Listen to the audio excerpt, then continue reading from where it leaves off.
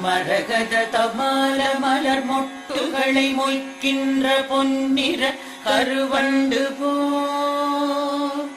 மாதவன் மார்பினில் வாசம் புரிந்தங்கு மெய்சிலிற் பேற்றும் விழிகள் மரகத தமால மலர் மொட்டுகளை மொய்க்கின்ற பொன்னிற கருவண்டு போல் மாதவன் மார்பினில் வாசம் புரிந்தங்கு மெய்சிலிற் பேற்றும் விழிகள்